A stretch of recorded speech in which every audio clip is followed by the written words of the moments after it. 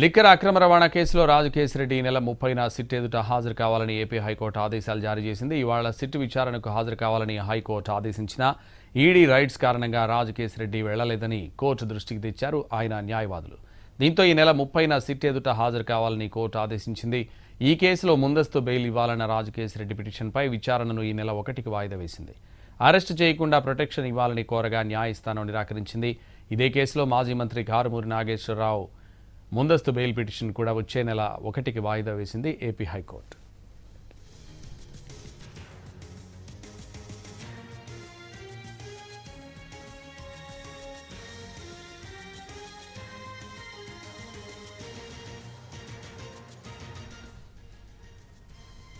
Liquor అక్రమ రవాణా కేసులో రాజకేశ్రెడ్డి ఈ నెల 30న సిట్ ఎదుట హాజరు కావాలని ఏపీ హైకోర్టు ఆదేశాలు జారీ చేసింది.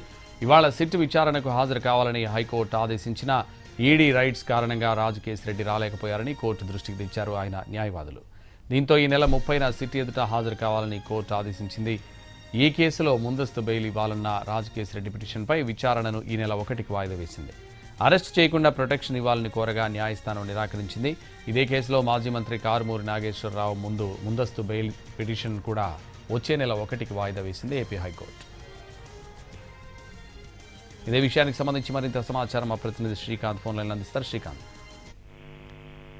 సంతోష్, ఈ మద్యం రవాణాకు సంబంధించి అక్రమాలకు జరిగాయని సిఐడి నమోదు చేసిన కేసులో నిందితుడిగా ఉన్నటువంటి రాజకేశ్రెడ్డి ఏపీ హైకోర్టులో ముందస్తు బెయిల్ పిటిషన్ దాఖలు చేశారు.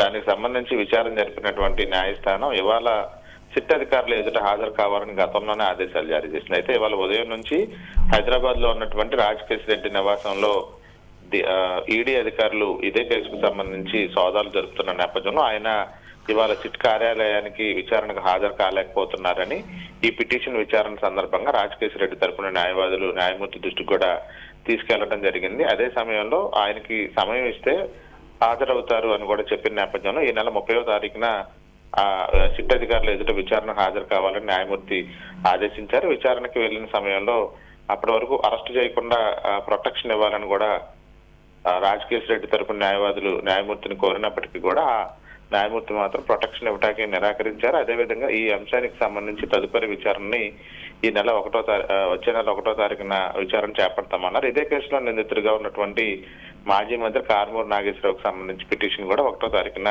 విచారణ చేస్తామని కూడా చెప్పడం జరిగింది. ఆయన్ని విచారణకు రావాలని సిట్ అధికారులు రేపు విచారణకు రావాలని కూడా నోటీస్ జారీ చేశారు. ఆయన మాత్రం టైఫాయిడ్ కారణంగా కొంత సమయం కావాలి, 2 వారాలు ఆగి వస్తారని కూడా సిట్ అధికారులకు సమాచారం ఇచ్చిన నేపథ్యంలో తాజాగా ఈ పిటిషన్ల మీద విచారణ అయితే ఇవ్వాలి జరిగింది. సంతోష్. Right, thank you Srikanth.